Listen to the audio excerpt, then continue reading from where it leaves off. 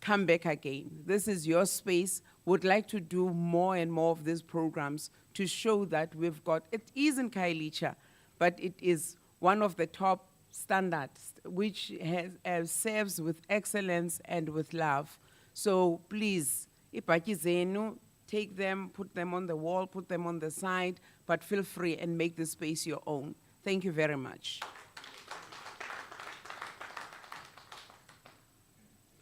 Enkosi kakhulu, siyabulela.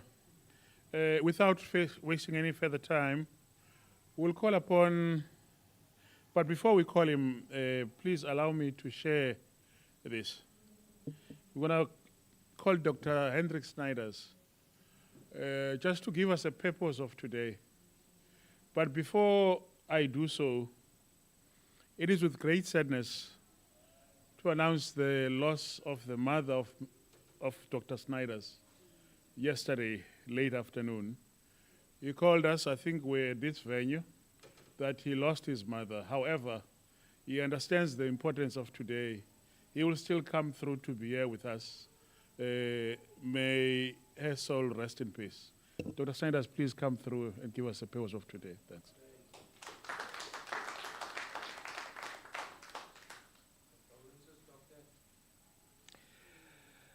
Colleagues and friends, subs, Director of Ceremonies, thank you for those kind words.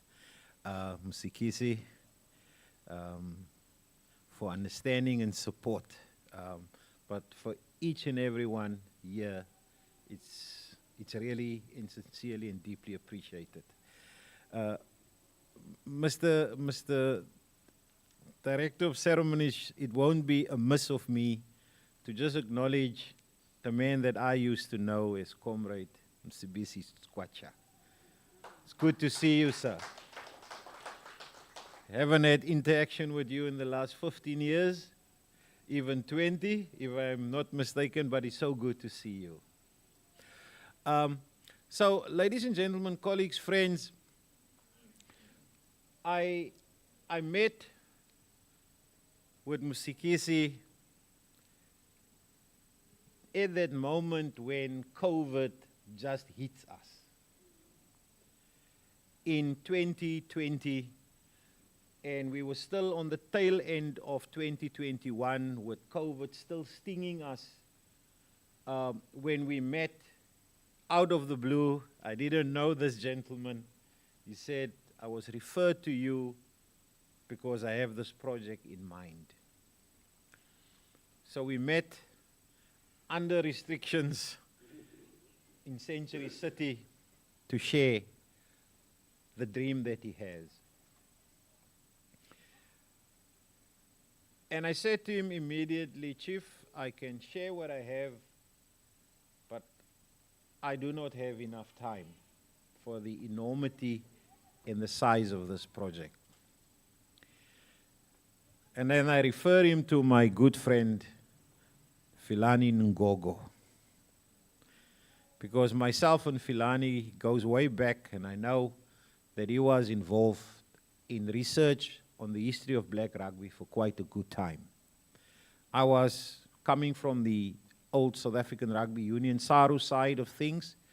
I was also beginning to dabble into retrieving the history of some of our heroes, of which a number of them sit in this hall today. I know all of them. And then I became aware of this young man called Buntu Suwiza that also were dabbling into this thing. And the ways of the good man brought all of us together. Because at some point in January, Filani called me, he said, Chief, you gave me to Musikisi. I'm back at your door. We have enlisted Buntu. We have enlisted myself. I am there. Subs is as part of the team. Can you come home? We need to talk about the purpose of this thing. Now, ladies and gentlemen, it's a simple thing. every time that you switch on SuperSport rugby, you will hear that people say a lot of very strange things.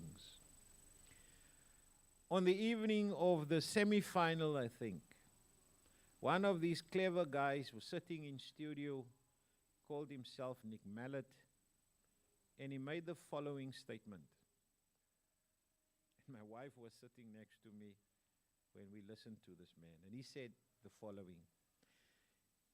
He said, South Africans should be thankful to Siya Kolisi for bringing so many black people into the game of rugby. My response in front of that TV was bullshit.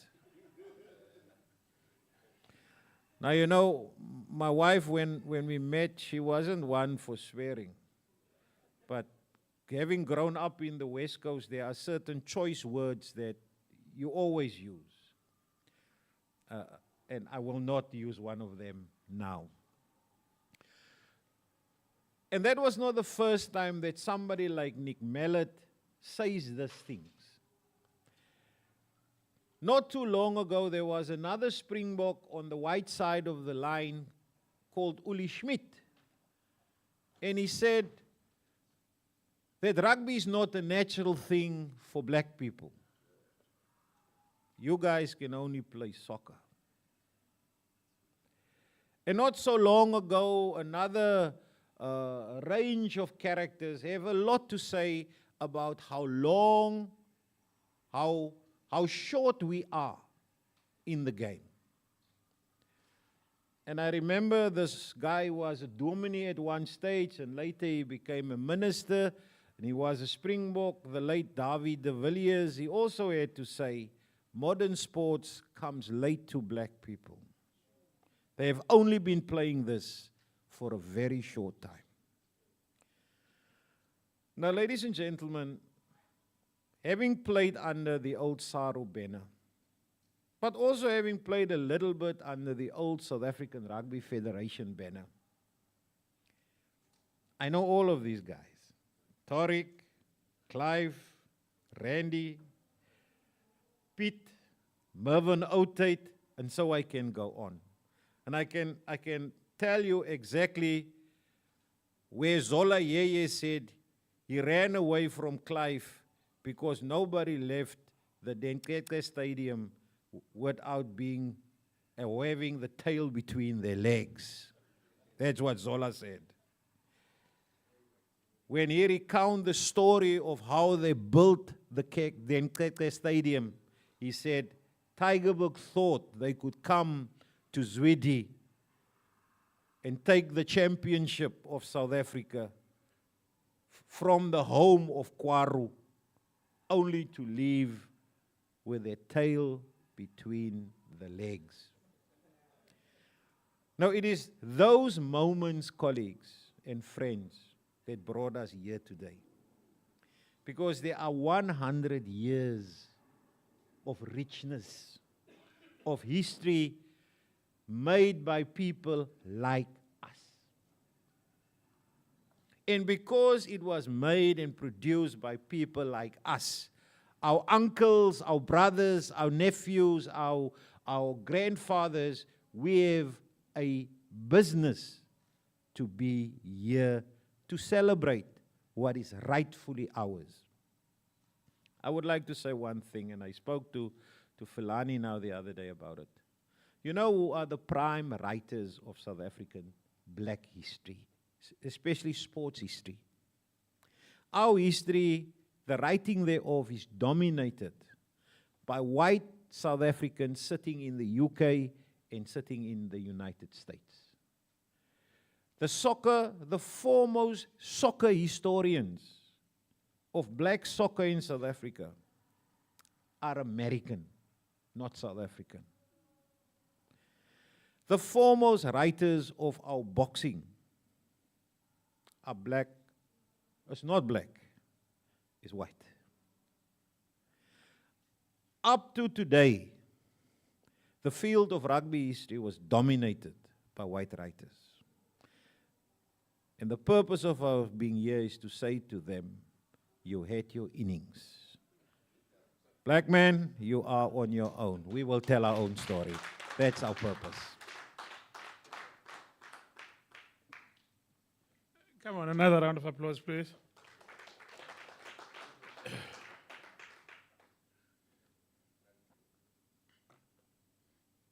So, seemingly ambitiously, we're attempting to connect the dots so that the history of black people could be properly contextualized. As we continue, we'll have a pause just to play a video. Fortunately, as a build-up to this day, before the book was released, I must say, with great pride, that all 4 major national news wanted to hear us. And I think one of the clips is what we'll play now.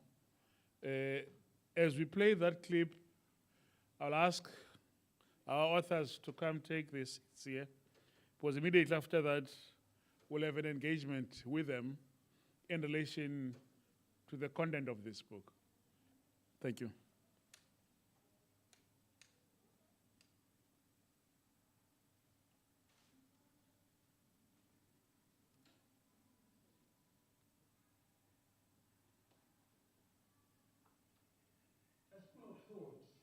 There's myth, let me put it like that, that rugby in South Africa is traditionally a white sport, and black people only started becoming interested in it in recent years. And according to the couple of gentlemen that I'm speaking to this morning, that is not true, because they wrote a book. They were part of a foursome of writing a book called Umpoqo, Making Rugby an African Game. And I'm joined in studio at the moment by the 2 doctors, Dr. Philani Nongoko, as well as Dr. Buntu Siwisa, who are part of writing that book alongside Hendrik Sniders and Mzukisi Twala as well, who unfortunately couldn't make it today. But thank you so much to the both of you for joining us. Firstly, as we look at it there on screen and how it looks and everything, let me start with you, Dr. Buntu. Thank you so much. As I said, what is the book about? Why do we need to read this? Thank you, Benjamin, for having us. The book really is predicated on, firstly, debunking the myth and that rugby and also some organized sports, that rugby and some organized sports are basically white sports, because black people in South Africa have been playing rugby now for slightly over 2 centuries. Wow. Because they assimilated the rugby game, although it's a colonial game, but they assimilated the rugby game from the 1820s in the Eastern Cape, in Port Elizabeth, and that they had the first formal clubs established in the late 1880s. And so this then completes the history, the sports history of South Africa and the sports history of black people in South Africa. So it's debunking that myth. It's also placing in the right context the history of black people, or part of the history of black people in South Africa. Hence we've made this book. It comes out of a meticulous research process, so that people could learn from it and could take it as also as a reference material. So we cover the entire scope of the history of black rugby, the entire geographic scope of South Africa from the 1820s right up until the unification process in the early 90s. So that's the big rationale. So let me bring you in here, Dr. Pilani. You said something very interesting to me before we went on air, that yes, rugby is a colonial sport because it came from the north, from Europe, but black people played it from the 1820s. And it wasn't up until later in the 1800s that the first recorded rugby game played by Afrikaners was played. Take us through that. Thank you, Benjamin. Thank you for having us. In this book, one who reads it, you learn so much detail about what you've just said. We are saying, indeed, rugby, like cricket, all those are colonial sports. And the angle onto which we're really building up this, we're starting it from communities. That's how black people actually play their rugby and organize their rugby. It was a communal community sport. And you remember at the time of colonization, right to apartheid and beyond, black people did not have an outlet for their leadership and skills and development. They didn't have that space. So sport and leadership in sport was one of the key places or areas or avenues where they can show how they can lead and how they can organize themselves socially. So in this book, we are saying when one studies sport, we're looking at the social, the society itself, the economic dispensation, and the politics, political dispensation. That's where black people take up the sport from the English and partly from the Scottish. The African people, if you look at how South African history developed, at the time the English and the African people were playing rugby, the Africans, remember, they came, the descendants of the Dutch, and they had this huge challenge with the Khoi and the Xhosa, and then come the English, and they focused so much on the fighting and really protecting themselves and developing themselves. Hence, at the end of the day, they take this great flag out of the Cape. Now, I want to emphasize what Dr. Suso was saying. Context is entry. All this initially started in the Cape. And the Cape, as we know now, would have covered what we call Northern Cape, Western Cape, and the Eastern Cape. So it is in that space where all this rugby and rugby development and diffusion is taking place. And indeed, African people played rugby far earlier than the African-speaking people. And actually, when they actually take up the African people, take up rugby, they took it up for a specific purpose of this notion of let's get them in their own way. And they literally built up, and that's one of the things African people have done actually to build their African dome.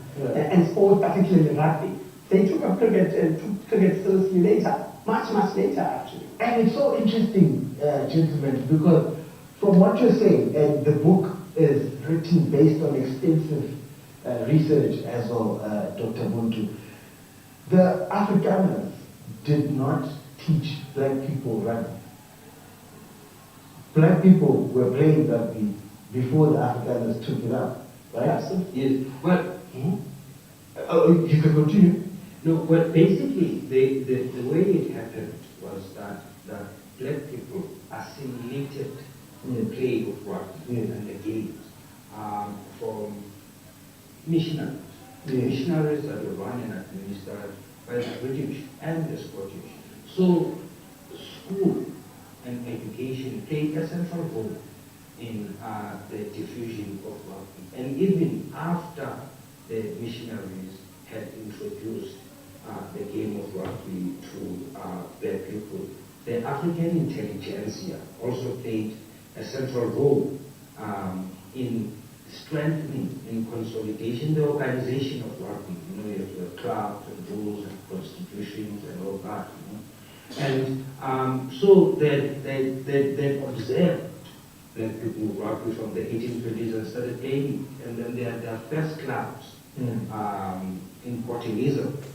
In that Port Elizabeth, Grahamstown, Barrett, from the late 1880s and moving on up to the 1920s, and then that's when it diffused from then on to the rest of the Eastern Cape and to Gauteng. And the Afrikaners really, they assimilated rugby as prisoners of war in British-controlled colonial islands. And this is when they observed the play of rugby And this is when they assimilated. And so this was between 1899 and 1902, right at the turn of the 20th century. And this is when they embraced the game of rugby. But the first official recorded game of rugby played by white South Africans was in 1869. So, so black people have been playing rugby and have been central in the culture and the development of rugby right from the beginning of the 19th century. When then, Dr. Pilani, do we as black South Africans start to feel like, okay, this is not our sport? In fact, rugby, for a lot of black South Africans now, despite the fact that a lot of people have embraced the sport and they love the Springboks and there's this huge support, it is still seen by many as an extension of apartheid. It's politics. Remember, social, economic, it's politics. It was done deliberately. But in the context in which I want to answer this question, to take to add on what Swiss was saying, people in South Africa, in fact, even white people don't know this. There's this celebration of Craving Week. Craving Week, you know, the school rugby competition that several schools in this country. Craving Week was actually took all those people, took a blueprint of school sport from African people. Yes. 12 years before Craving Week, black people have been playing rugby in schools. They, what Mr. was saying, mission stations, mission schools, churches, then to centers of excellence, University of Forte, there was a college then, you know, established in 1916, but the earlier ones, you have Welsh High School in East London, Fort Cox College, St. Matthews, many of those areas where sport has been introduced. Lovedale, Hilltown has been introduced to young black people and African people there. So, and from then on, people black intelligentsia saw fit that young people have to, as well, just like local clubs and teams in locations, in towns, in provinces, and regions, should play similar kind of model. So Craving Week, that is over, you know, it's celebrated, and without mention whatsoever of black people having started actually these weeks and competitions of young people traveling from, you know, Port Elizabeth, East London, Cape Town, Johannesburg. But here's the problem I have now, because we have all this history and black people having started rugby for over 2 centuries, but black children in South Africa still have to find an Ivy League school somewhere, still have to go to Hilton, still have to go to Cairns, still have to go to St. John's, for to have any chance of playing in the Springbok Nation. You would have to, I think, at the top of my head now, right now, only Makazole Mapimpi in the current Springbok squad did not have the chance to go to those. Even Sia Polisi at some point was courted by those Ivy League schools. Where do we go wrong in that? I think we lost it in the early 90s during the unity talks. Now, before the unity talks, we had these old indigenous rugby clubs that had nurtured rugby in the townships and even in the rural areas. And at the unity talks, we were then pitted against strong, financially and well-resourced white clubs. And then when we began to dissolve these clubs in order to unify nationally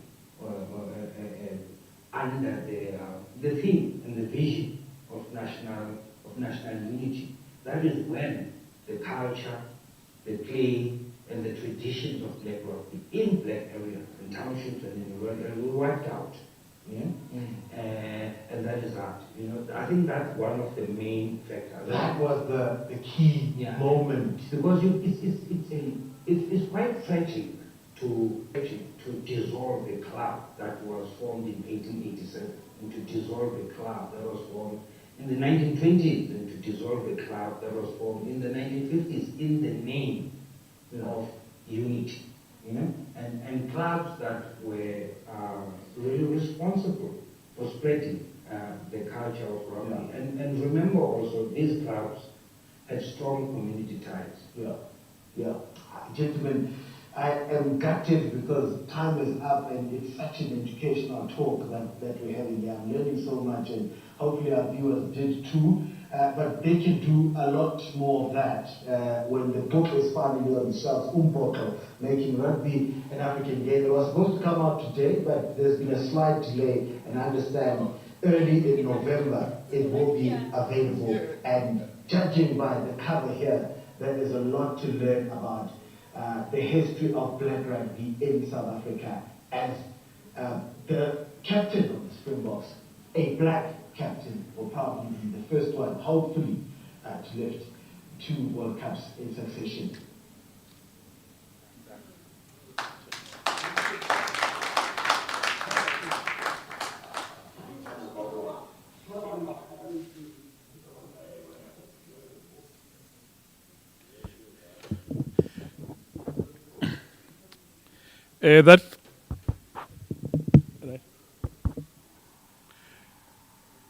That clip takes us to a process of calling our panelists, Dr. Sniders, Nongongo, Siwisa, and Mr. Twala. Please join us.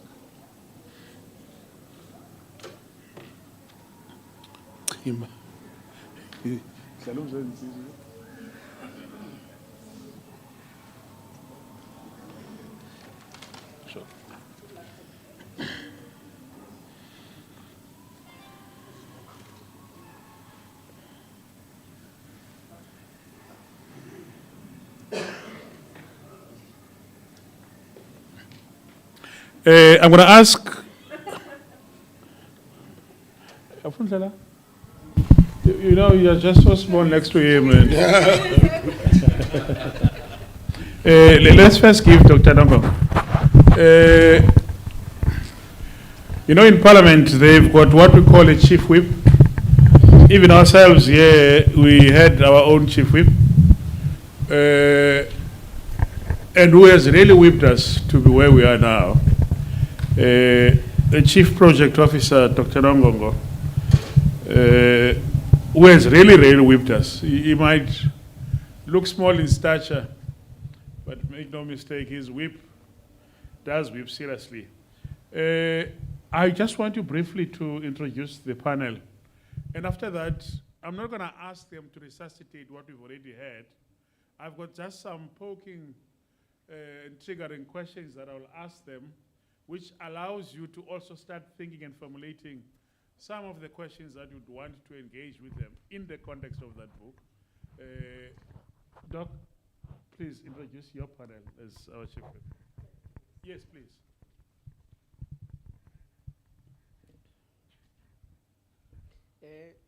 Thank you, Program Director. Good afternoon. Good afternoon. How do I say it in Afrikaans? Goedemiddag. Goedemiddag. Yes. And then we are here now.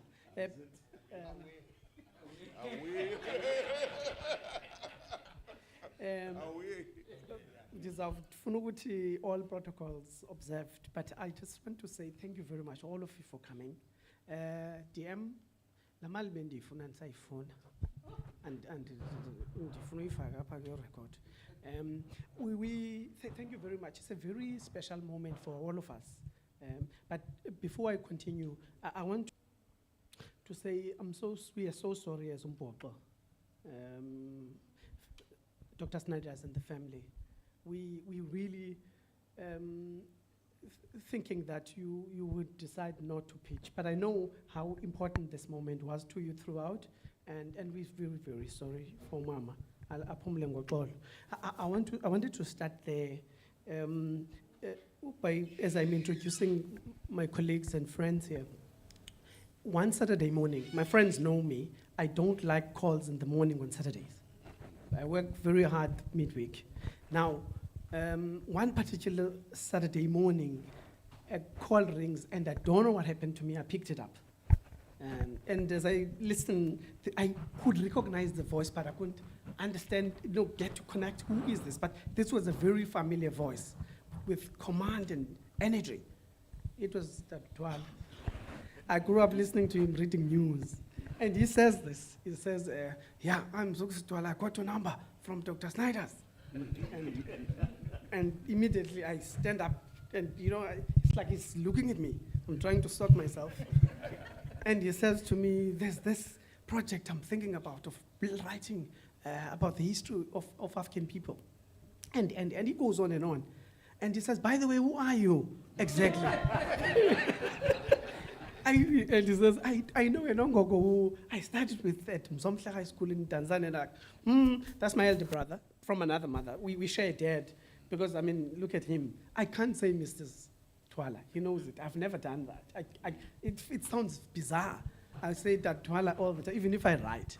So Dr. Twala actually were here because he had this vision of getting all of us, or getting capacity to write this story. And of course, this story, as I listened to him, he had his bigger picture. And I quickly said to him, give me a chance to think about this. But I said to him, listen, I'll be responsible for the writing part. The politics and organization and logistics, and as long as you take over in that part. And he agreed. Now, he had done himself a big favor by mentioning Sniders. He said it. We know this. We know each other. As people who are writing, black people actually who write the history of our people, we are very few. We know one another. We fight among ourselves sometimes when we do not deliver or when we underperform. So we've met, and Twala solved my problem. As we worked on this program, I'm trying to introduce you to Twala. The thing is, it's important when we have a solid base and support. Because whatever, I didn't sleep so many nights, Twala, because I even asked him, Twala, are you still married? Because he phoned me at 3 in the morning, 1 o'clock, and like, what's wrong with you, old man?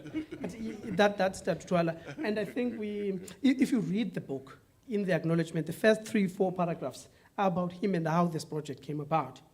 Now, as we're working, I always believe 2 heads are always better than 1.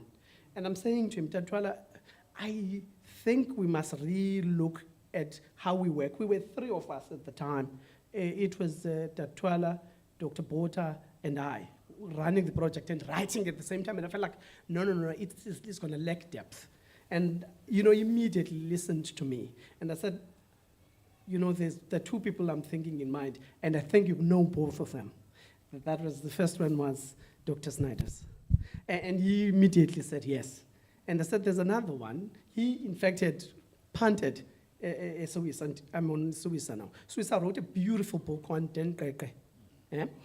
Many of you might have seen the book. I'm not sure. I don't know whether you've read it. It's an amazing piece of work. And I reviewed that piece of work. And I always have a bias for someone who's writing history, particularly looking at all the other elements of writing history or researching history orally. He went orally, talked to people. He researched all the documents, traveling all over the world.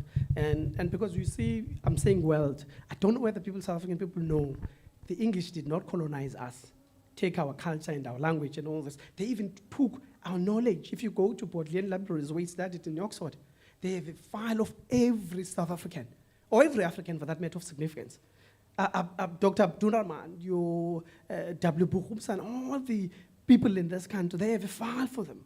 Some of these pieces of work we don't have. So Suisa, coming from Port Elizabeth and had a relationship with people in Alice at the end. It was central when I reviewed that book. Those are the things I said. And he played a very major role in really poking our thoughts. Because sometimes you don't want people who are similar to you. You want someone coming with a new thing. Sniders. Now, one of the things I say to my friends, I say to him every day when I get to a chance, I'm saying to Twala, Twala, you see a story. There are schools of thought about the story, any story. And people will say the people writing the story are not as important beyond the story or over and above the story.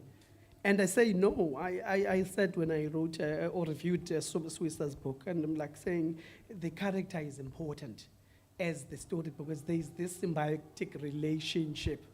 So Sniders has done, let me say to you guys now, he's an amazing researcher. I've never seen someone who is as curious to beat that guy.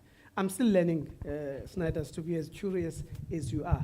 And he's a very hard work. All this team, we work very hard. I'm telling you now, he said I whipped, that's what Prasab is saying. I whipped them,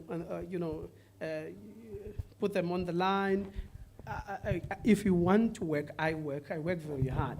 But what encouraged me more, it's this guy's ability to bring new things on daily, in fact at night, let me say, at night. They will call me at night, they will drop me things at night. But in short, we are the authors of the book. But originally, as I wrap up, we were thinking that we were going to work out an edited book.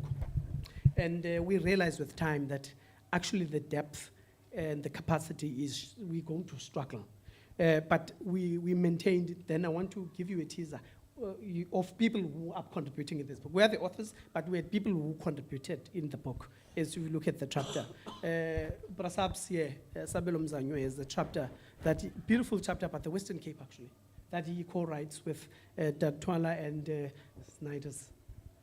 And I like that chapter so much because Dr. Sniders and Dr. Cleophas of the Stellenbosch University had written a piece about the Western rugby in the Western Cape, in the metropole. Beautiful piece.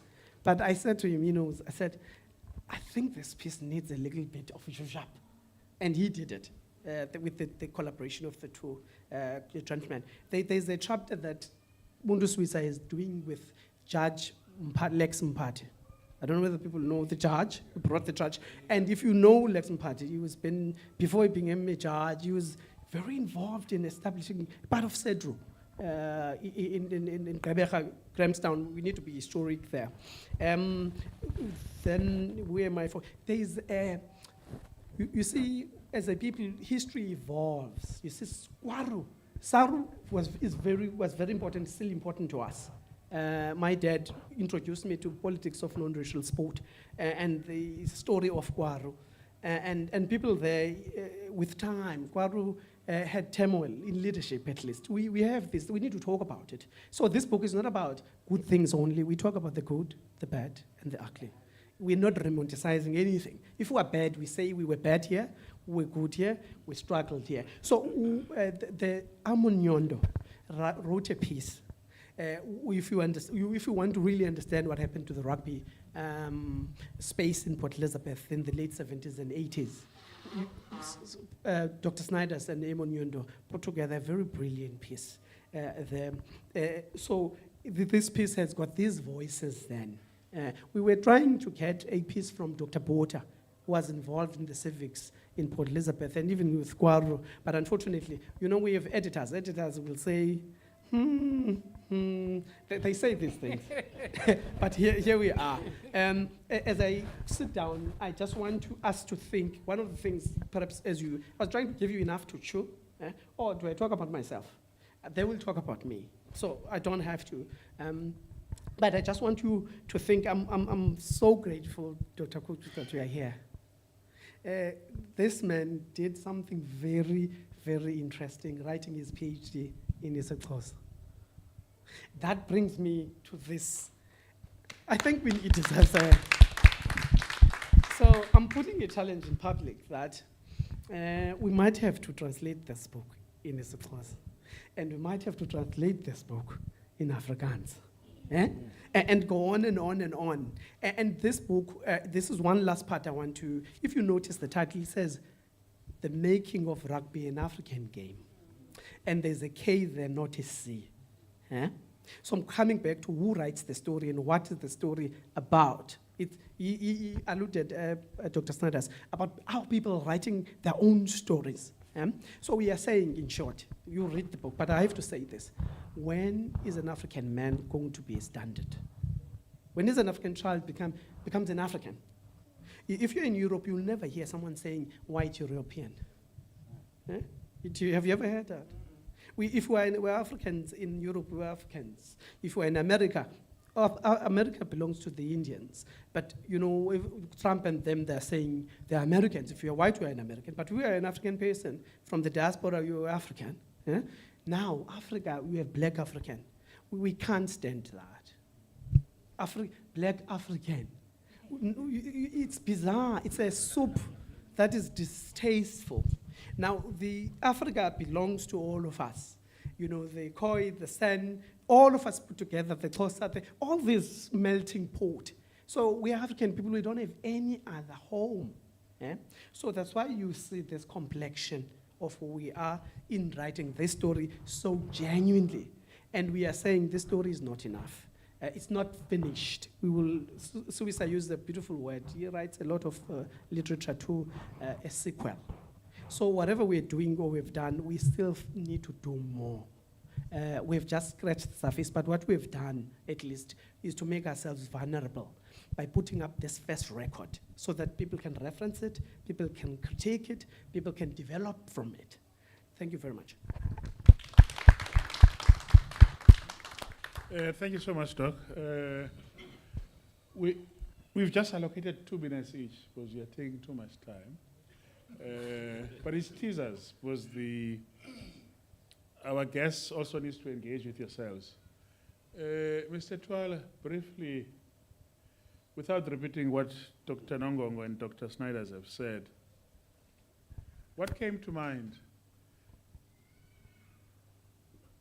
that led you to assemble what has been explained here with the end product that is so profound? Okay, thank you. Thank you, program. Hello. Thank you, program director. I think the reason why we're here today, it's a story that started with Norman Mbiko. And I was introduced to this man by Protest Corner. And when I went to Norman, I saw this man who's suffering from Parkinson's disease. And the intention was to write a book about him, because here is a person who has played the rugby at the highest level. Started, by the way, at high school level. Remember, he started what Dr. Nongongo, Dr. Sniders mentioned earlier on. He came from the South African schools programs, and he represented South Africa at Langa High School. And he graduated from there gradually from Langa to Western Province to the Springboks, Springboks to the Leopards, Leopards to the Sarah.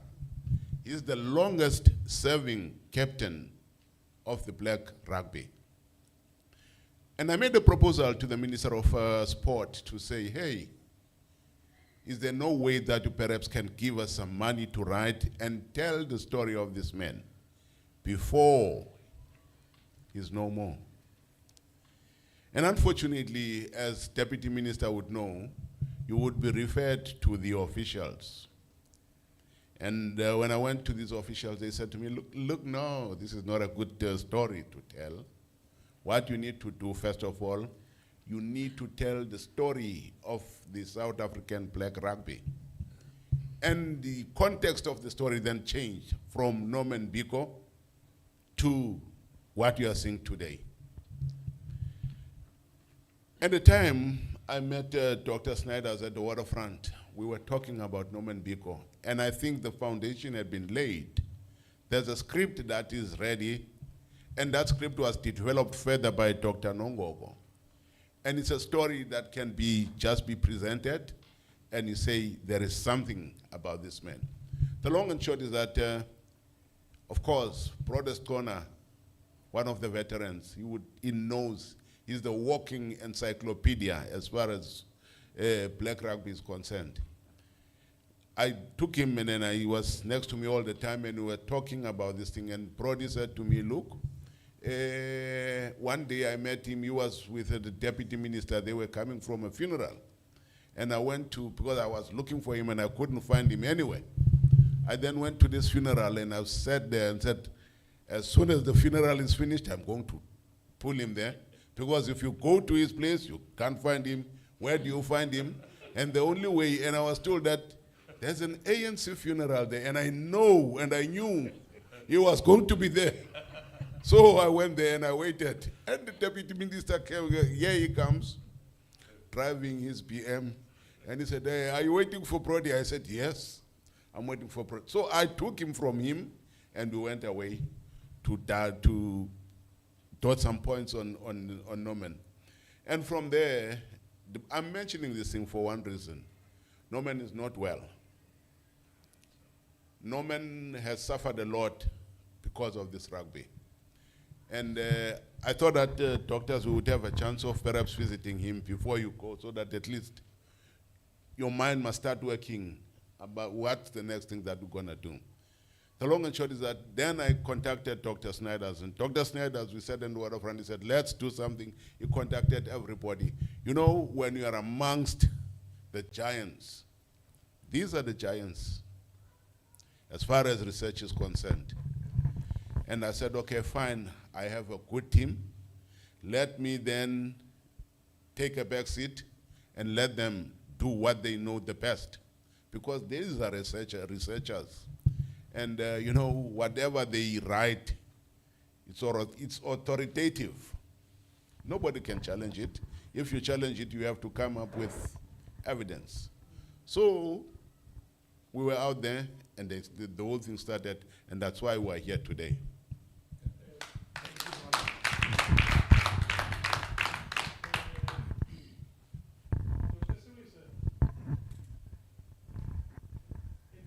Unification. In fact, there's a general statement that says, sport is not like society, it is society. And during unification, did we assimilate or did we unify? If we did unify, how come now that the Siakolissimus lives with to Grey College, Eskumbuzo Noche must leave Langa to Weinberg Boys in order for them to make the breakthrough? Did unification undermine our concept of understanding that actually sport is society, but it's not like society? Who has benefited most post-unification? And how can that be recontextualized?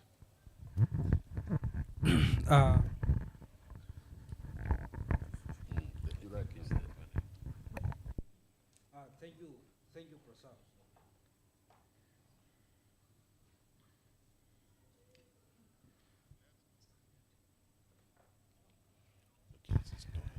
Thanks, Prasad. In fact, I had a conversation with one of the ex-Saru gentlemen here about the history.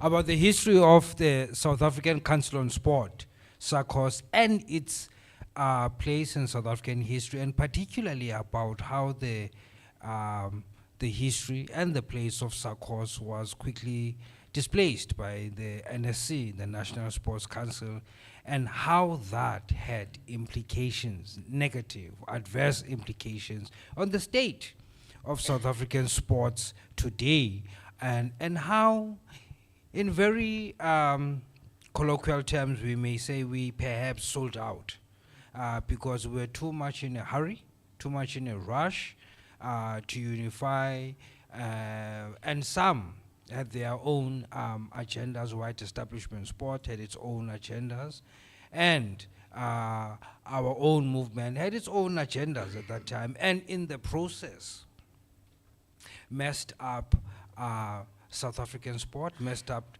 the place of non-racial sport, and as a result of that, stalled the transformation the genuine transformation process. Hence, we are where we are today. Yeah? So there's that element, and there's also the element also of the politics of the early 90s and of the politics of change and transition in the early 90s, you know, and so we cannot also entirely put that blame on the unification process, but all of the other variables, political, social variables during that time of the early 90s. And I think in order to really rectify that, we have to go back to the transformation charter of the Department of Sports, you know, and look into the transformation charter, because one of the things I think we should highlight, and that worked for early rugby, particularly in townships, was in how rugby was rooted. The recruitment system was rooted in the axis of schools, families, and churches, you know. And so if we then place funding and resources through that recruitment system, and I think would then be able to develop rugby at the local level, and I think would also be able to then have a better link with provincial rugby unions. And so I think we already have a blueprint on how we can fix that, on how we can fix some of the mess that we allowed ourselves into in the early 90s. We already have the blueprint of fixing that, as I pointed out, like in the transformation charter of the Department of Sports and Culture. Thanks. Thank you so much. Maybe with that, Dr. Sewisa, the Black Ran unions would not be permanently under administration like Western Province, Eastern Province, and Border, and so forth. Let's move on. Dr. Hendrik Sniders. In the book Line Breakers, Ashwin Desai asked a question. How do you build an archive when the subjects are not even a footnote? With your experience of having to put this book over 202 years of vague history, over a narrative that has undermined whatever legal footnote that has been there. And I've seen that in the book as well, you qualified with pictures. Some, I've seen one pic there that's of Queenstown, 1932, native 15, and so forth and so forth. Some even go further. Does this book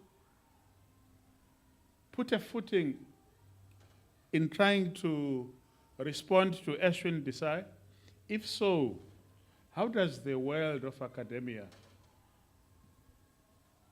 take what the work you've done with your team in the context of this statement by Ashwin Desai?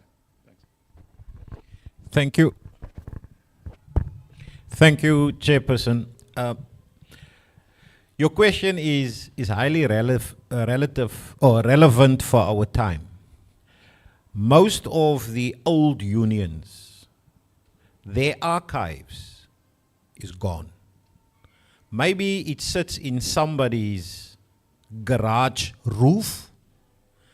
Maybe the archive is in somebody's home pub. Maybe it is in somebody's deepest closet. Because everywhere you go, people will tell you, when will they start to recognize us? The problem is, for too many things, we have an expectation that white writers should write our story. And with that goes the following. We expect that the only thing that you can use to write our story is through paper documents and archives. That is not the case. First and foremost, Every archive is created by human beings. So the SARU archives, the SAICOS archives, the Rugby Board archives, the ANC archives, the whatever archives is created by humans. And every human that writes or creates an archive leaves its own fingerprint on that archive. So when we wrote this story, our fingerprints are on that story. Somebody else may have a different view of the same documents. So history and archives, like the line breakers authors are saying, there should be more that we can use as information to put together our history. For example, all of you in this hall have a picture against your wall of a rugby team, of a family member, or whatever. On that picture, there is probably a date and a name. So that is visual evidence that can be used to write a story as we have shown. So you don't need a paper archive in somebody's safe to write a story. I'm sure in your interaction with others, there is a trophy somewhere standing on a shelf with an engraving saying, Sportsman of the Year, 1972, Belvoir Rugby Football Club, Mervyn Oudtshoorn Samuels. What that trophy becomes is a physical artifact, a piece of information that tells us about a person, a time, a place, and an event. You don't need a paper document. Maybe you know when we enter Chairperson, we engage in with some of these gentlemen here about the old games of way back. That becomes oral evidence of a time, a place, and an event. So the story that we tell becomes important documents to tell a bigger story. We need to get beyond this thing that we look for paper documents to tell our story that are created by others. The story of our lives are in our closets, against our walls, on our shelves, and in the people sitting next to you. I mean, if you ask the person who sleeps next to you to write your story, to get some information out of that archive, that would be a very interesting story. Not true, Clive Thomas? The person sleeping next to you have an archive that can tell the world a lot about what the rest of us dearly want to know but do not know. So the long and short of it, Chairperson, if you have photographs, if you have trophies, if you have a living witness, if you have a piece of paper, be it a newspaper, a book, even a piece of gossip, contain some information.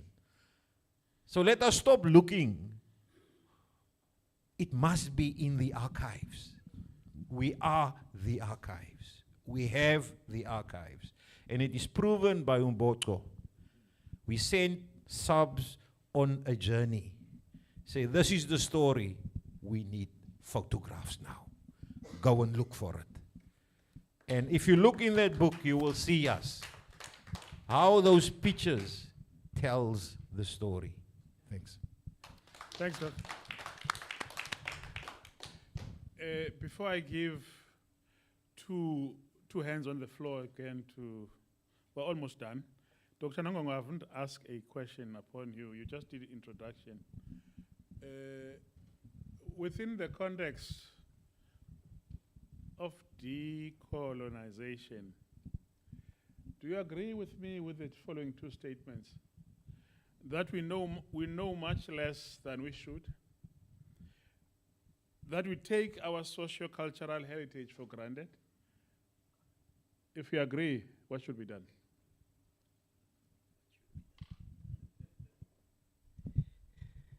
Engos,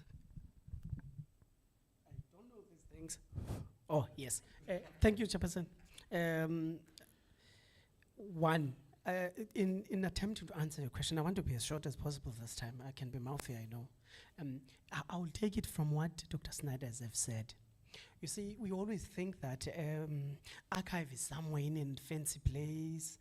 No, it's not necessarily true. Yes, we know very little than we should. Ourselves, we learn so much from each other, from the people we've met, from the documents we've engaged in. One of the things that Professor Desai, Ashwin Desai and Ashwin Adrian, in their writing their book, they ask a fundamental question. Whose history is this? Where does history belong to? And I think it's an appropriate question. We know very little than we should. In fact, it's a researched part of work we do that Prof. Underwood and I came to that conclusion. Now, let me give you a context. One of the people I've mentioned here is Dr. Twazamile Bota. Dr. Twazamile Bota is talking to that Twala here. And he doesn't know that much about his father and his rugby prowess. He's an old man. And we had to dig and show him, actually, he has never even seen his father, playing rugby or in a photo. His own father. So Snyder said, the person next to you knows so much. Now, secondly, we one of the things we're doing here in trying to answer your question, Kolisi doesn't know his family.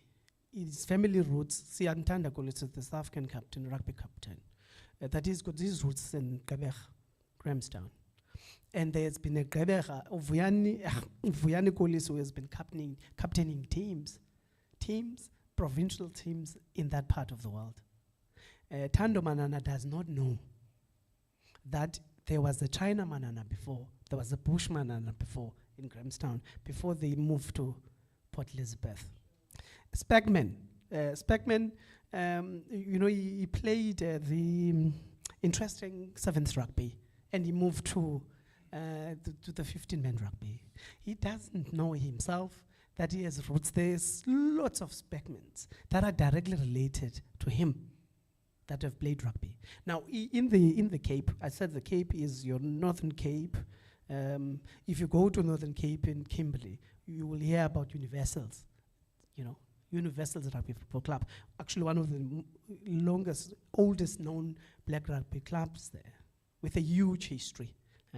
And you have Union in Port Elizabeth right about a year later, a couple of months later, 1886. Of course, we have the Winter Rose in Grahamstown, Swallows Rugby Football Club, 1811. People in those areas and people that build those teams, this whole notion of not sharing enough, or us as young people not being curious enough, we end up knowing very little. Now, we are saying with this book, in answering your question, because we don't know enough, we tend to listen to white people and people who are not progressive, who are saying, or are allowing us to question why Bavuma is captaining that team, why there's a Tsotsobe in that team, why there's a Kolbe in that team. And we are saying with this book, these guys deserve to be where they are because their ancestors have paid the dues to be. Let's stop questioning them and let's give them a chance. Now, you talked about these big words, decolonization. How do we do this? In reviewing a piece by Suisa, I liked that piece actually. I must refer to this book, how Dan Gregor helped shape the history of Port Elizabeth. He says, page 9 of that book, paraphrase. He says, as I tuck myself, inside my bed, he's reflecting about how his grandfather nearly blacksmed him for messing up with the Kwaru, is it a typewriter? Yeah. He said he's wondering why his old man would be so angry at him. And the old man knows this belongs to Kwaru. And you can't just mess up as a young boy. But he's reflecting, he says, as I take myself in this bed, I did not know why all this thing. It says, Kwaru. I didn't know, Kwaru was known everywhere, was in everybody's mouth. And I didn't even know that actually, at some point it says, Kwaru was a name. He didn't know that it was an acronym. That's him. But he's reflecting. He was, were you 9 years old? I don't know, but he was young. But I'm saying, and reflecting, coming to what we're saying, we often underplay the richness of our history and traditions. And in doing so, we tend to then look at a white man who is going to, it's very colonial, Dr. Sniders, to look for the paper. Our people were not writing. They were telling the stories. They were sharing Inzomi and all this. So we have better environment now, Johan Abrams, he's capturing me in motion now. Huh? So our grandchildren will look at that. One of the things I said, which is going to write our book in his course, I think he's agreed. And I'm looking at someone who's going to do it in Afrikaans, and I think, Sniders, you will help us do that. But we can have it as a film too. So if we are to use the colonial ways, let's use them to our benefit. But let's not forget that oral history is important. I'm so biased towards oral history. There are ways to control, to make sure that people do not tell us what we want to hear. Remember what we said here? We're telling the story, the good, the bad, and the ugly. And one thing I want to say as I close, we have a team here of people who have done it before. There's the Blitzbock by this man. And it's the first book. I don't know any, Hendricks. There's no book in this country that writes about the sevens rugby the way he has done, actually even in any other way. So I want to say that if you buy a book or you read it and you share it, you buy it for your whatever, your children, grandchildren, you won't be wasting money. So you will be assisting in making people know a little more. Thank you. Sure. Sorry, Prasad, just quickly to add on to what Dr. Nongogo said, particularly on decoloniality, is that I think what has constrained us as black writers and is that we traditionally tend to respond in an exasperated way to white narrative in trying to debunk whatever white narrative says about black history or whatever white narrative says about black society.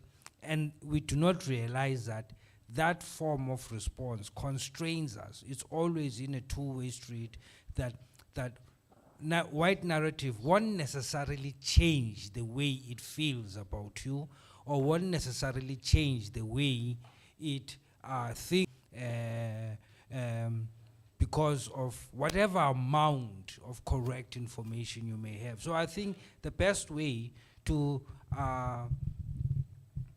reflect on ourselves, to collect history on ourselves in a decolonial way is to do it for ourselves without looking back to what narrative has said about us, to rediscover our own history in our own way without responding to any prejudices.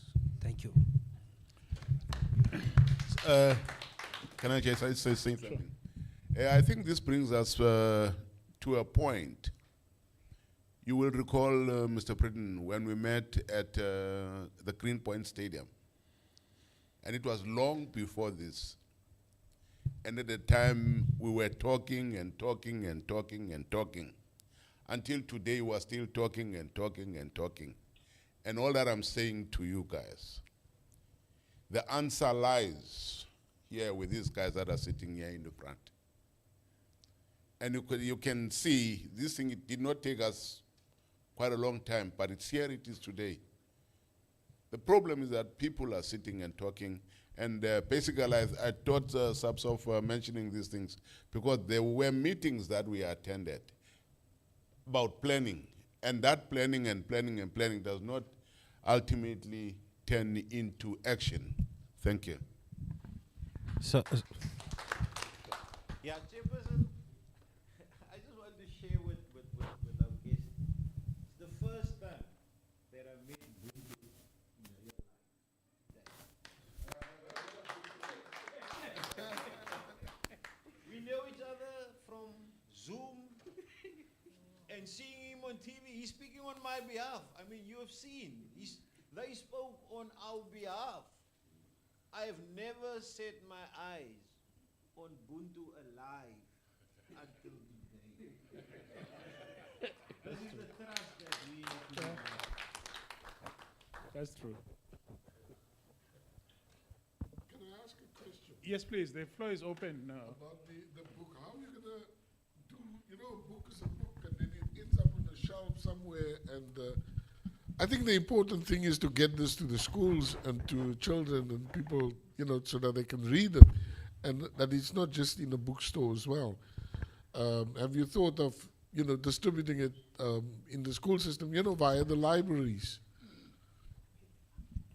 Sorry, I have to leave, so I just want to ask a question. In fact, not ask a question, I would just like to confirm something that was mentioned by somebody here. You know, spooky September, and I'm from Tiervlei, Ravensmead. So as much as Kwaro was there, our team was all the years Tigerbuck. Peter Jooster, and before that Uncle Jeb, them that used to play. And Spooky September. But there's not many people that know that Vernon Philander is the son of Spooky September. People do not know that. The same with Wade van Niekerk. Wayne's mother used to run for Sakwas. And somebody mentioned it here, that where do the current stars, sports people and women come from? From a lineage, a bloodline of sports people that it didn't start 5 years or 10 years ago. And I was just telling Johan now, he must also get to Spooky September before he passes on. Because the legend in Ravensmead, Tiervlei, where I come from, is that Spooky's got about 5 kids, including... He's got about 5 kids with different... Yes, but apparently he's got about 5 or 4 Springboks. And if that is really true, that's a huge story. So, say again? Yeah, I think in hockey and other one in netball and Vernon Philander in cricket, but they've got different surnames for a reason that is well known. Thank you. Yeah, and he must, and Johan must get to him and record him. Thank you. Yeah, no, thank you very much, Chair. I respectfully request to be excused.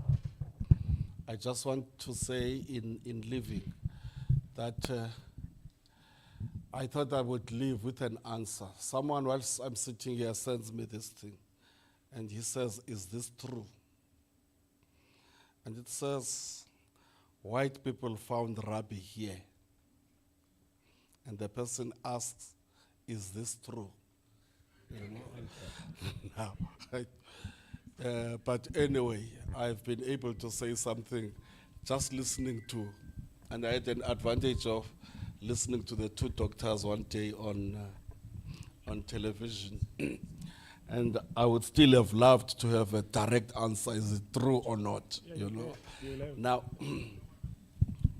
Now, Chair, you know, there might not be TV cameras. Are these TV cameras? Oh. There might not be TV cameras or press and the likes, but also there might be what Usisi was saying, few people. Maybe it's true what Tabombeki said, better few but better. This is so rich, and it's heartening. And I sometimes feel that as a nation, we are not doing ourselves a favor.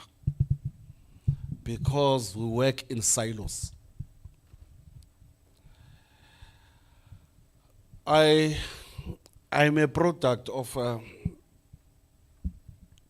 the fight for freedom in South Africa.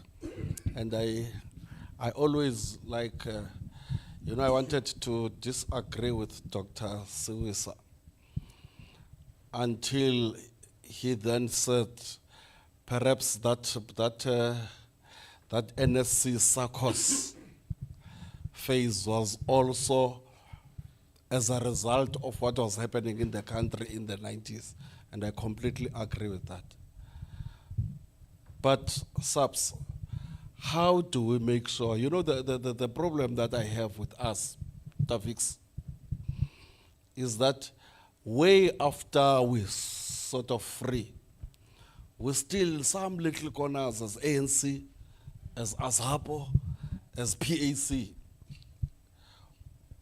I completely don't understand why we still do that, Such stories, such risk stories must be told so loud so that we can be able to gain so rich as a nation. And I think that as we go away, I think that you will give me more as you are doing here. But thank you very much. I'm sorry that I have to leave. Enkosi kakhulu Tamzo. Sure.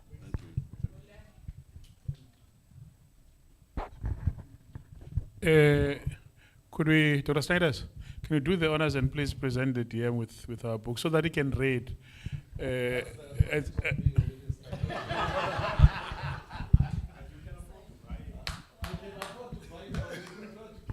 No, there's a catch. In him accepting the book, he must buy books for the clubs that are reflected on this book of Cape Town, Western Cape.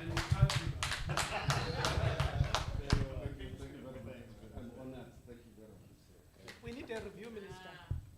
We need a review of the book. Oh,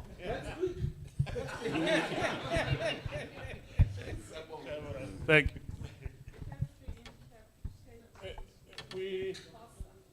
I think there's a hand there. There's a hand there.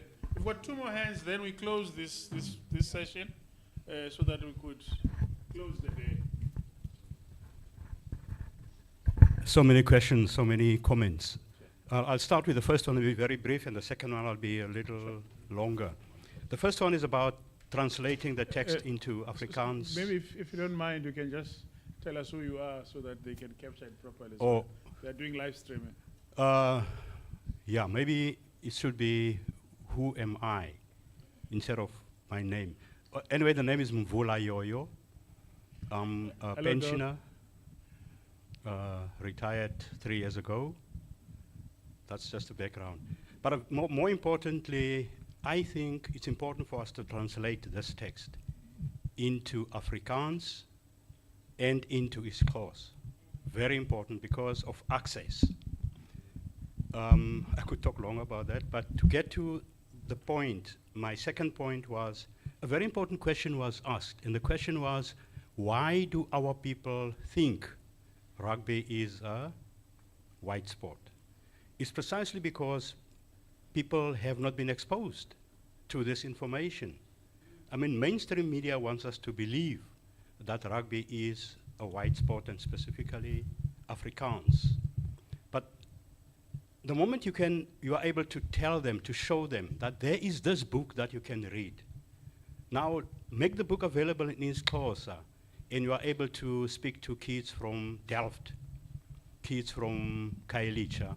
Make this book available in Afrikaans, and kids from the same Delft, luckily we now stay together, but kids from the same Delft and kids from Kraaifontein and Mitchell's Plain will know.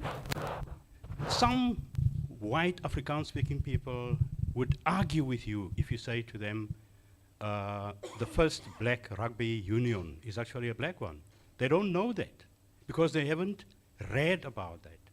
So two things. One, accessibility, make the book available in languages. And secondly, let's talk about it. I mean, mainstream media would never discuss this. We said we must talk about the good, the bad, and the ugly. The ugly is, do we really think we made this event known to as many people as should have been here? And I want to challenge you guys to please go to our universities. Let the students know about the history of rugby. We were fighting with guys during this Rugby World Cup. Why are you watching rugby? We want to watch soccer. And it makes people believe this stereotype that soccer is a black game and rugby is the white man's game. Why care about it? Or Sia baya tengisa. I mean, they are selling out. I mean, Sias are helping us realize that we're going back to our roots. In the Northern Cape, where I come from originally, we first played rugby. I met soccer when I went to the Eastern Cape. And there's a reason why I went to the Eastern Cape, because there was no high school for black people in the Northern Cape at the time. So, yeah, we're going back to our roots. This is very good. But please, let's be more next time. Thank you. Yeah. There's a hand there, and then you'll be. I came late. So, apologies. I got lost. Can you imagine? A black woman getting lost in Khayelitsha, grew up in the township. Can I talk while I'm sitting? I'm disabled. I don't know how to introduce myself. Can you help me out here? Dr. Sniders. My name is Nomonde Mbulao. Of course. And how do I introduce myself? Can I introduce you? Yeah, please. Do the honors. Nomonde used to work for the Robben Island Museum together with Professor Andre Oendal. And I had the good fortune, when I was the curator of the Springbok Rugby Museum, that the person co-responsible with me, Lunga Gali, and a range of others that identify every artifact so that we construct infographics was Nomonde Mbulawa. I feel honored. Let me say that I am disturbed or concerned looking at these chairs. Of course, might not be marketing gurus to do certain things until this country can recognize the dream of Nelson Mandela. When we talk about sports, specific rugby, I will say that in 1995, you know what happened in this country. Can you imagine? I had just arrived, but I am moved. This is significant that I don't see or legends here. I am hurt that I don't see here, the legends of the communities, even if they are late, some of them. But we're supposed to see the kids, the grandchildren sitting here. And listen, you don't think what is happening here. Do you know that sometimes you can do this, and this is history? And this history can be recognized 10 years later. So you don't be moved or shaken about the audience that is here. Mna nomonde Mbulawa, I'm acknowledging and I am proud of you to recognize this country, to recognize, friend. I'm proud of you. Keep on doing it. Do it. One day, let's transfer this to a comic, because rugby of the children of today is not understood. Let's make a comic so that we have to know. Intoni scrum. That's what we have to do. Thank you.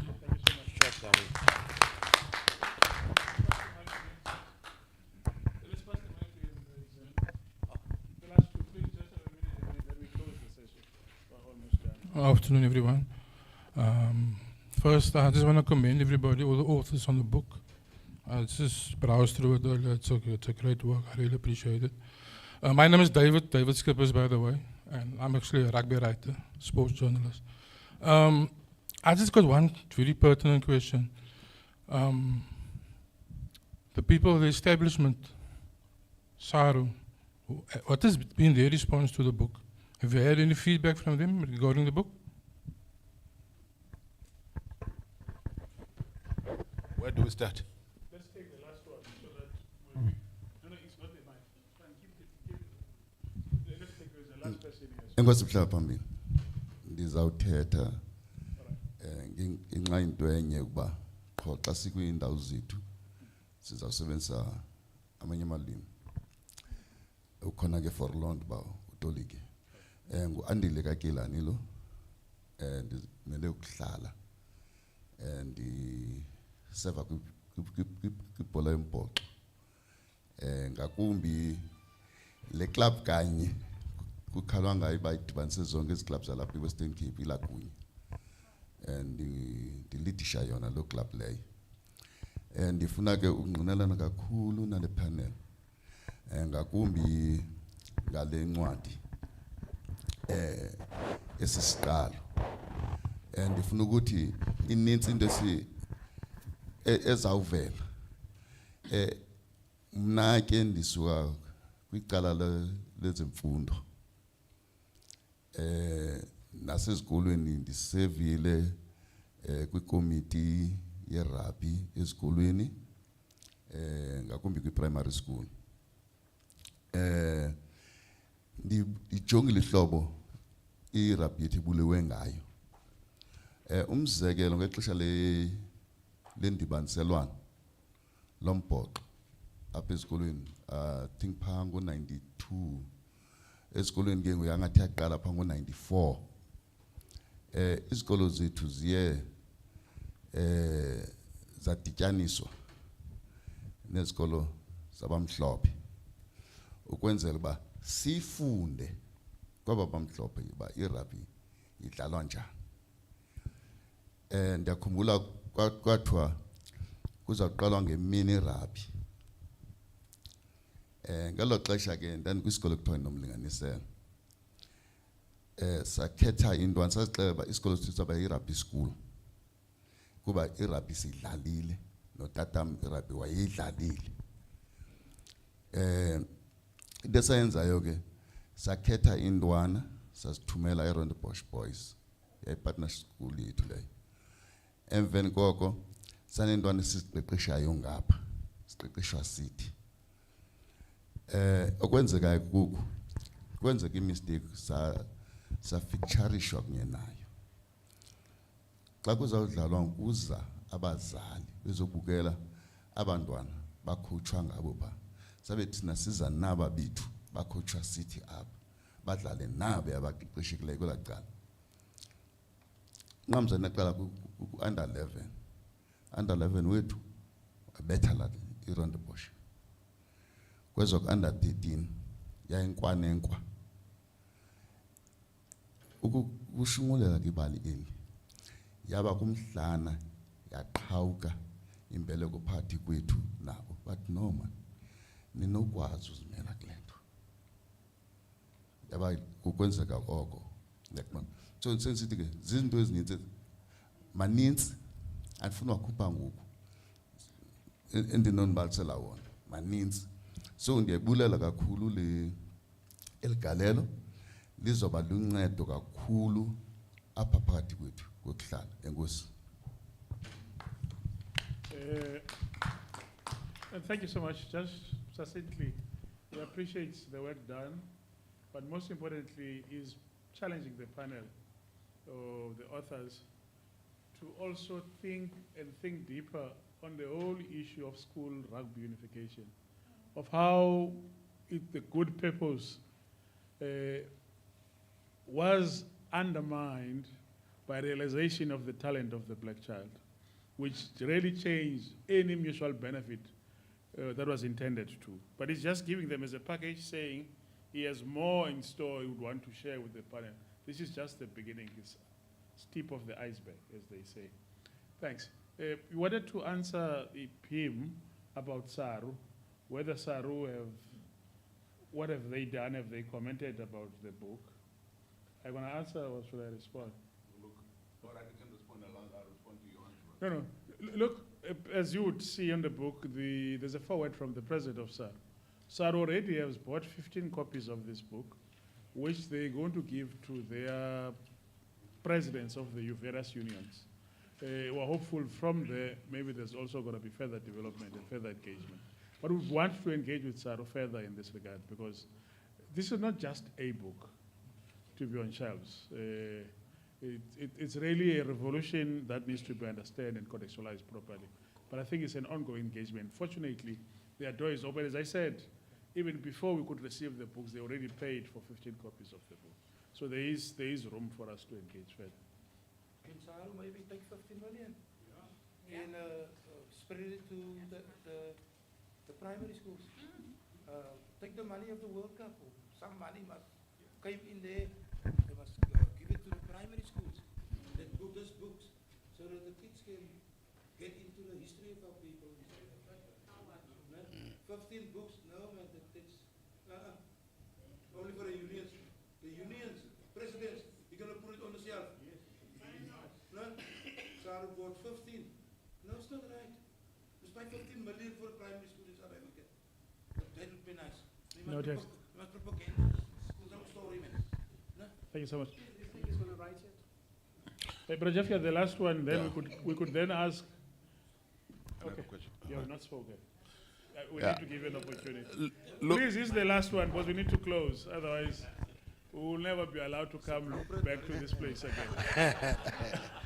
Good afternoon, everybody. I'm not one that always stand up and say something, but there is something that I'm struggling with and battling with, and I want to ask the fundamentals there in front.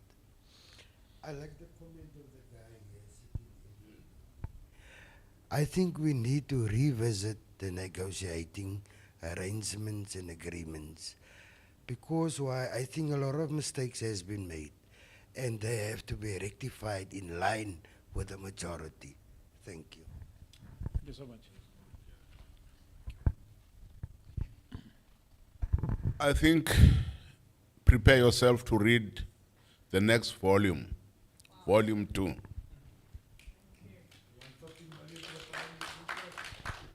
In answering your question, I think as Dr. Nongogo has already indicated, in that chapter, there's the chapter of the effects of the unification on black clubs.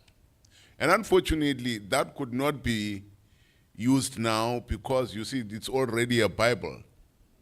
And if we had used that, we could have gone, but there's a chapter, it's already been done, and it's been written by Sabelo himself, who served at the highest level of the provincial rugby.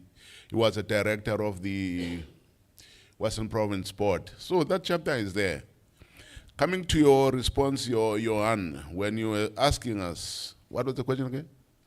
About should it not be that we have done, we tried, but we were told that no, we must go to a certain Caxton house in Claremont, in Athlone. They will then market our book to a committee or to the librarians that are sitting almost every quarterly. And Dr. Sniders' book has been lying there for more than 5 months, and we have not yet got a response. Yesterday I was called by the Chief Director of Sport in the province, who wants a copy of this. And I was saying, that's fine, we will give you that copy. But, you know, what you are seeing now, we still owe the printers here. We couldn't get money from either the provincial government or the national government. We couldn't get enough. We got that from the national government, whatever that paid for this, but we didn't get from the other people. And the problem is that now one person asked whether this thing is going to be translated in Afrikaans, and it will never get there. You can imagine if we still have to struggle and get money out of this to go and pay the balance that is outstanding, when will we then get to the translation? For example, the Xhosa version of it, we had already started looking for quotes and see what it came out to 500 and something. We struggled to get money for this one, and we say, thanks God that we managed at least to produce it. That's the situation. The reality is that no matter how hard we can try, but if government and the private sector don't want rugby, we went to them, they said they don't have a cent. They did not contribute a cent in the writing of the book. We had to find other means to get the book done. Here is it now, and everybody is proud. And you've seen now, as you have heard, they've bought at least 15 copies because they know what is contained there is the truth. And in fact, when they saw the two gentlemen on television, they said, hey, these guys are damn good. Nobody expected that to come from them. But they are here. And I'm saying for all of us, we need to support them and give them that attention. And without your support, nothing will happen. Of course, we have a government that we say it's a so-called democratic government, but they don't spend money where they should be. Thank you. Yeah, as we close, we. That's all right. That's a very good point. As we close, let's note this. The issue of this book is an ongoing process. There are other projects that are emanating from this book. For instance, there is a thinking that says we should be engaging the higher education department so that they can support us to have colloquiums in various universities to engage about the conduct and the content of this book. And of course, it depends whether someone will be willing to support that and fund it. Because it means if they identify 5 institutions, you must go around those 5 institutions. At least you've heard the content is par excellence. We just need the platform to do so. So it's ongoing, but of course, as I call Tariq written now to come do a vote of thanks, he must also understand as he leaves here from today, so are all of you. We wish you can be ambassadors for us to be able to get this book everywhere we need to be, including all the suggestions that were raised here. Without your support and yourselves being our ambassadors, this will be still bad. Mr. Tariq.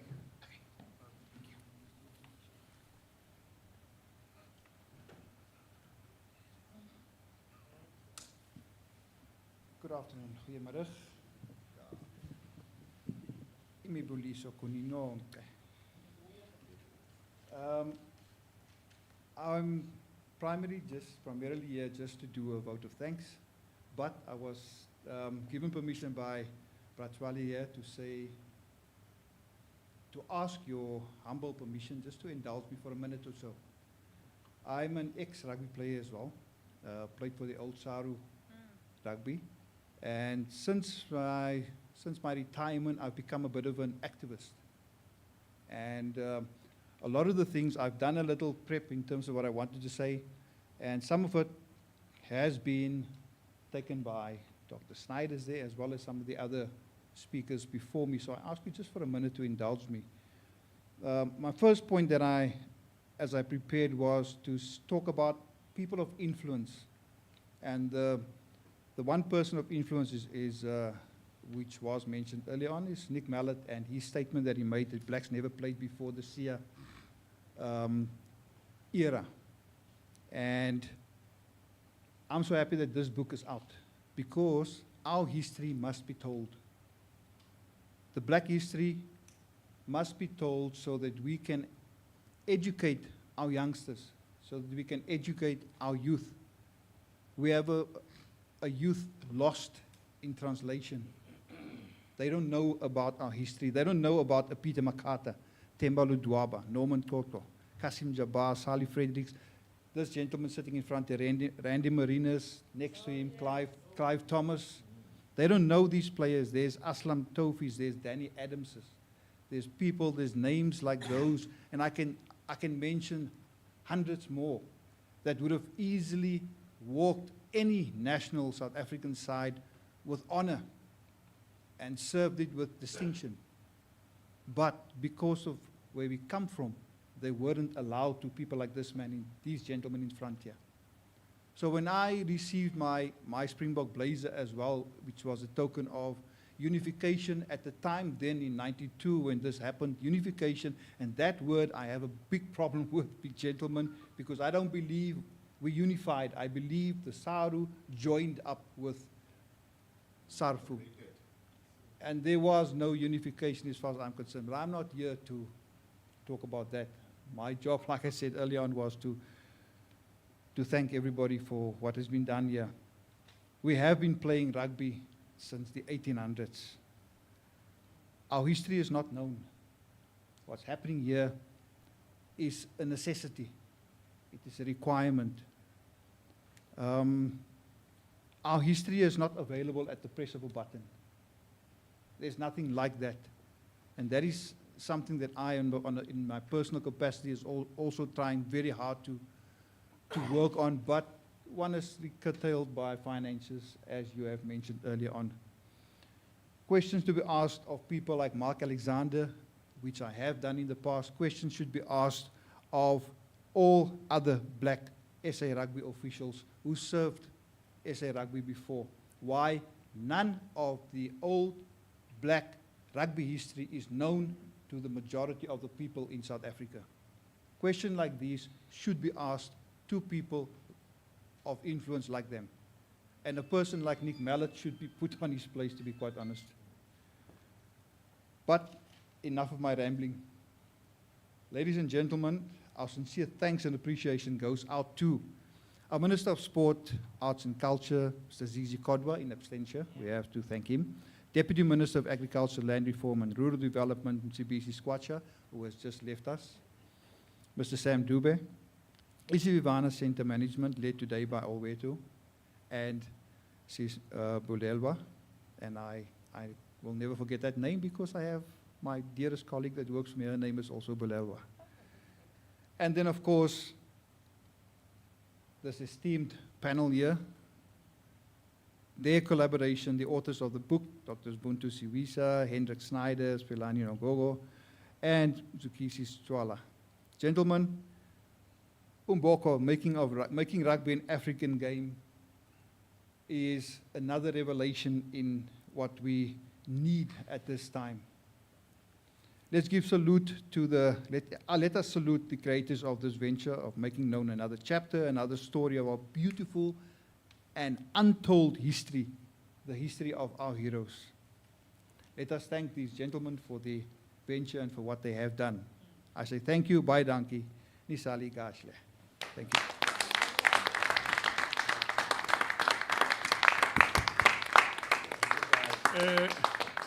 Whilst we are standing, let's just do the honors. Dr. Sniders, we need to give a book to the center. They've got a beautiful library here. Unfortunately, the manager librarian is here, so that we could ensure that the Committee of Kailicha is able to access this book from this library. If you could do the honors and do the presentation. Dr. Nongong, please. The project manager to do. Yes, please. The Chief Whip. The Chief Whip. Ma'am, this book is a special book to all of us and to the people of this country.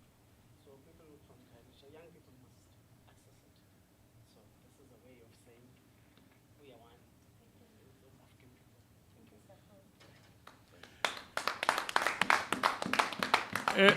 Thank you, Thank you so much for gracing this event. We are done for the day. As I said earlier on, unfortunately, the rules of this place, we can't have Shannon Blanc and Melo. We can't also have Ukeme and so forth. But thank you for coming. Please drive safe home. It's been a blessing to have you. I'll ask you.